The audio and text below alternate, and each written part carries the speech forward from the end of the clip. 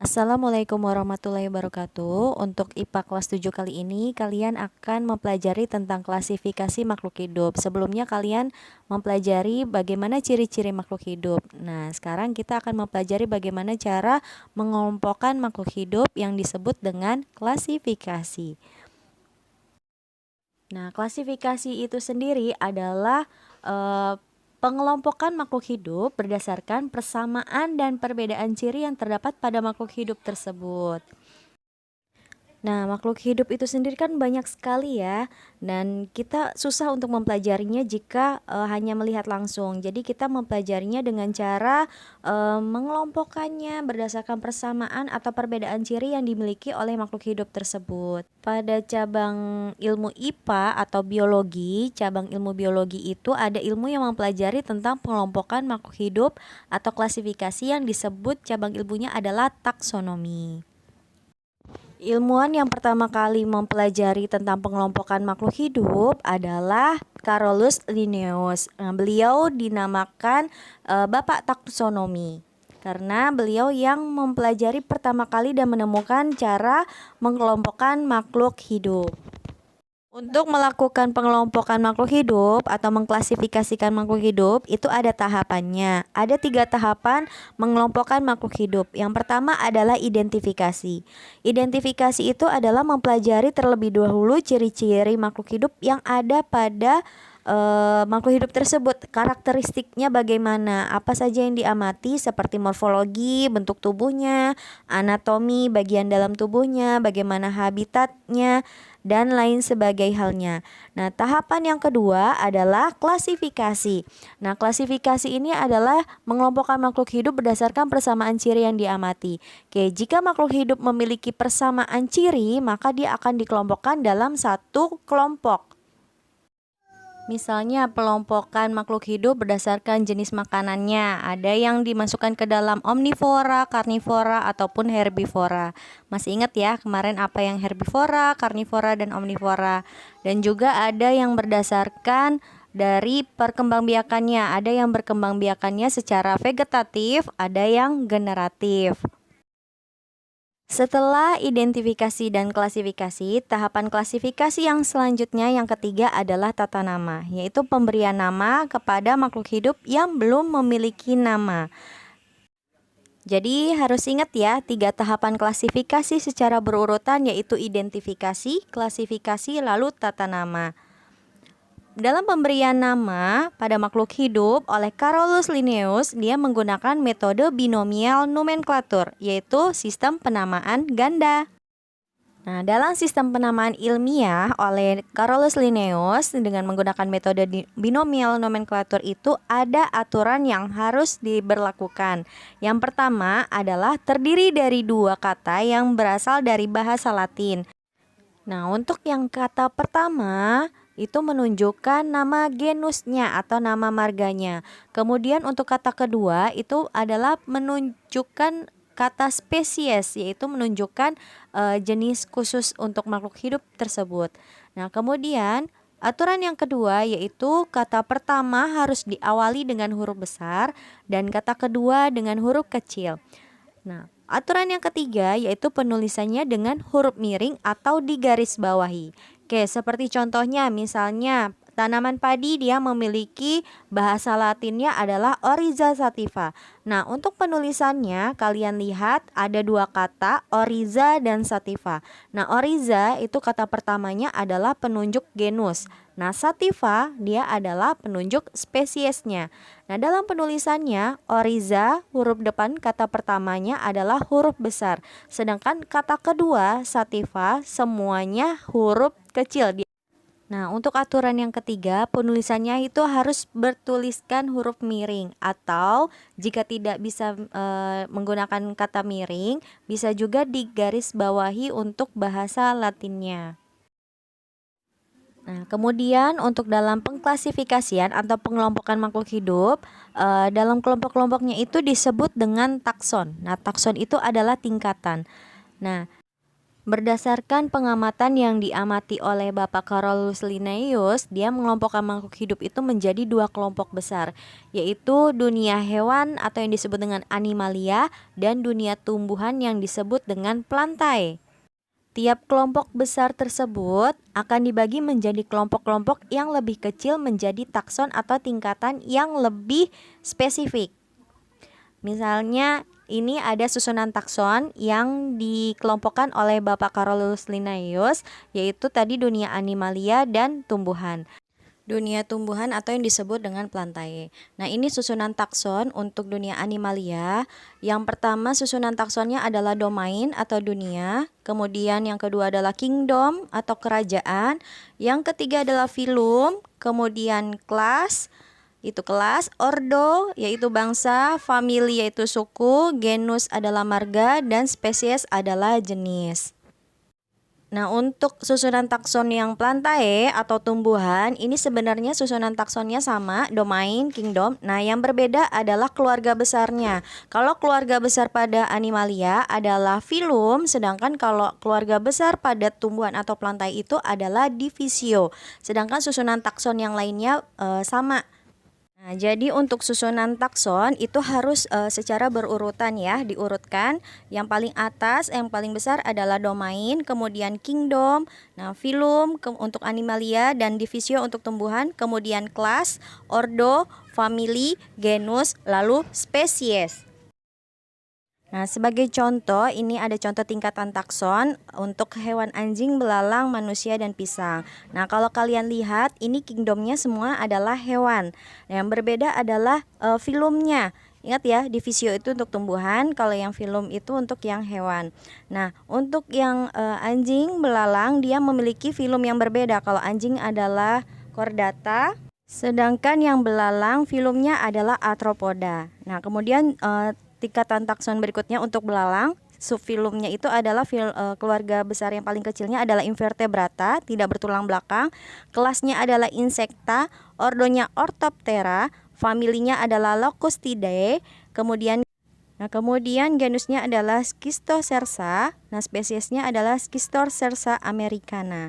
Nah, kalau manusia di sini dia memiliki filum yang sama pada anjing yaitu Chordata.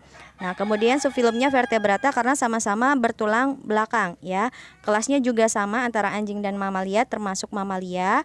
Yang berbeda adalah ordonya, yaitu kalau anjing karnivora karena dia pemakan daging. Nah, kalau manusia termasuk primata karena dia memiliki anggota gerak memiliki jari berjumlah 5. Kemudian familinya, kalau manusia Hominidae, kalau anjing adalah Canidae.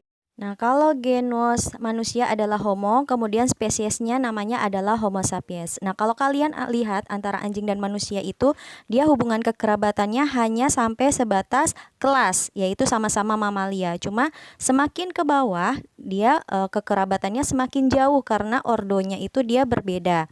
Nah, kemudian untuk yang tingkatan takson tumbuhan, plantae yaitu pisang, dia memiliki kingdom plantae, kemudian divisio bukan filum ya. Divisionya adalah Spermatophyta karena dia termasuk tumbuhan berbiji. Kemudian untuk subfilumnya dia termasuk Angiospermae yaitu tumbuhan berbiji tertutup. Kemudian termasuk kelas Dicotyledon. Nah, ini dia termasuk tumbuhan dikotil berbiji 2 ya. Kemudian untuk ordonya dia Malvales karena dia termasuk bangsa yang memiliki bunganya berbentuk kapas. Kemudian familinya atau sukunya adalah Malvaceae, genusnya adalah Musa, spesiesnya namanya adalah Musa paradisiaca. Dalam dasar klasifikasi atau pengelompokan makhluk hidup dengan takson yang sudah kalian pelajari tadi, nah semakin banyak persamaan ciri yang dimiliki antar makhluk hidup, maka semakin dekat kekerabatannya. Tetapi kebalikannya, jika semakin sedikit persamaannya, maka semakin jauh kekerabatannya. Nah, contohnya di sini ada takson untuk tanaman kacang hijau dan kacang buncis. Nah, kalau kalian lihat kingdomnya sama-sama plantae ya, sama-sama tumbuhan. Nah, divisionya adalah sama-sama Spermatophyta karena tumbuhan berbiji, kemudian kelasnya sama Angiospermae, ordonya sama Leguminosae, kemudian familinya Papilionaceae. Nah, genusnya sama-sama Phaseolus, tetapi spesiesnya dia berbeda dalam hal nama spesies. Kalau kacang hijau adalah Radiatus atau Phaseolus radiatus. Kalau kacang buncis adalah vulgaris atau nama bahasa latinnya Phaseolus vulgaris. Nah, nama genusnya sama tetapi nama spesiesnya yang berbeda. Nah, antara kacang hijau dan kacang buncis ini dia memiliki banyak persamaan sehingga hubungan antara keduanya memiliki hubungan kekerabatan yang sangat dekat.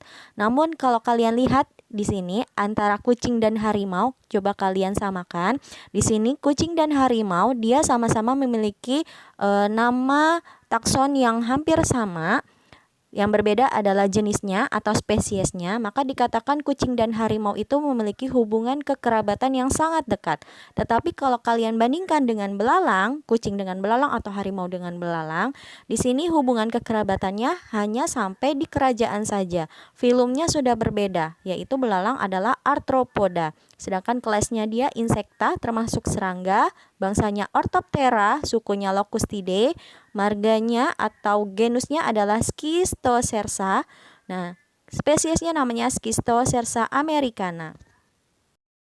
Nah, dalam pengklasifikasian atau pengelompokan makhluk hidup tersebut menggunakan bahasa Latin. Kenapa? Karena supaya tidak ada kekeliruan dalam mengidentifikasi makhluk hidup. Nah, ilmuwan ini kan banyak ya yang mengamati makhluk hidup. Nah, jadi untuk pemberian namanya yang menggunakan bahasa Latin itu tidak rancu. Jadi bahasa Latin itu seperti bahasa bakunya. Kemudian yang kedua, nama ilmiahnya itu jarang berubah. Jadi sudah satu, jika dia sudah diberi nama, ya itu saja yang akan diberlakukan dan tidak ada nama yang berubah. Kemudian yang ketiga, nama ilmiahnya itu di seluruh dunia itu berlaku dan ditulis dalam bahasa yang sama. Nah, tujuan klasifikasi atau manfaat kita mempelajari klasifikasi adalah yang pertama, memudahkan untuk mengenal makhluk hidup karena makhluk hidup yang ada di dunia ini sangat banyak. Kemudian yang kedua adalah memudahkan mempelajari makhluk hidupnya karena sudah dikelompok-kelompokkan jadi kita lebih mudah mempelajarinya. Kemudian yang ketiga, mengetahui adanya hubungan kekerabatan antar makhluk hidup. Dalam mempelajari klasifikasi pengelompokan makhluk hidup, ilmuwan terus melakukan pengamatan dan penelitian dan terus mengalami perkembangan dalam hal sistem pengklasifikasian. Nah, yang pertama kali melakukan pengelompokan makhluk hidup adalah Carolus Linnaeus tahun 1735. Dia mengelompokkan makhluk hidup menjadi dua, yaitu Animalia dan Plantae. Kemudian selama perkembangannya tahun 1866, peneliti berikutnya adalah Haeckel. Nah, Haeckel ini menemukan makhluk hidup yang bernama fungi. Nah, fungi atau jamur ini berbeda antara Animalia dan Plantae. Kalau Animalia dia adalah hewan heterotrof yang tidak bisa membuat makanannya sendiri, sedangkan kalau Plantae adalah tumbuhan autotrof yang bisa membuat makanannya sendiri. Nah, sedangkan kalau fungi itu tidak termasuk keduanya. Kemudian untuk yang pengamat atau peneliti berikutnya yang ketiga di tahun 1938, nah dia menemukan ada makhluk hidup yaitu bakteri dan ganggang hijau biru yang memiliki ciri berbeda antara hewan, tumbuhan, dan jamur. Maka dimasukkan atau dikelompokkan menjadi Monera. Kemudian yang keempat, di sini ada Robert H. Whittaker tahun 1969. Nah, dia membedakan kembali ada makhluk hidup yang bernama protozoa sehingga dimasukkan ke dalam protista. Nah, seiring berjalannya waktu terus mengalami perkembangan sistem klasifikasian, tahun 1977 peneliti Carlos mengelompokkan menjadi 6 kingdom karena dia menemukan ada berbagai macam bakteri ya yang memiliki ciri yang berbeda, yaitu membagi bakteri menjadi dua, yaitu Eubacteria dan Archabacteria. Kemudian Carlos juga terus mengalami perubahan tahun 1990 menjadi mengelompokkan makhluk hidup menjadi 3 domain, yaitu Bacteria, Archaea, dan Eukarya. Nah, untuk Bacteria dan Archaea, tadi dia termasuk bakteri karena dia makhluk hidup mikroskopis yang hanya bisa dilihat menggunakan mikroskop. Nah, untuk Eukarya itu ada Animalia, Plantae, fungi, dan Protista. Untuk kelompok Eukarya adalah kelompok makhluk hidup yang memiliki membran inti sel di dalam selnya, berbeda dengan bakteri yang tidak memiliki membran inti. Nah, kemudian Peneliti selanjutnya adalah Cavalier Smith tahun 2004. Dia membagi atau mengelompokkan makhluk hidup menjadi 6 kingdom, yaitu bakteria, protozoa, chromista, animalia, plantae, dan fungi. Nah, di sini ada skema pengelompokan makhluk hidup, yaitu dibagi menjadi 2, prokariota dan eukariota. Nah, kalau prokariota itu dia pengelompokan makhluk hidup yang tidak memiliki membran inti sel. Kingdomnya diisi oleh kingdom Monera yang terdiri dari bakteri dan cyanobacteria atau alga hijau biru. Kemudian pengelompokan makhluk hidup yang termasuk eukariota, yaitu makhluk hidup yang memiliki inti sel, diisi oleh kingdom Plantae, tumbuhan, kingdom Animalia, hewan, kingdom Fungi, jamur, dan kingdom Protista yang diisi oleh protozoa dan ganggang. Nanti kalian akan mempelajari bagaimana ciri-ciri yang terdapat pada masing-masing kingdom. Oke, untuk sekian dulu materi yang Ibu berikan. Nanti kita lanjut ke pembahasan ciri-ciri masing-masing kingdom. Terima kasih. Wassalamualaikum warahmatullahi wabarakatuh.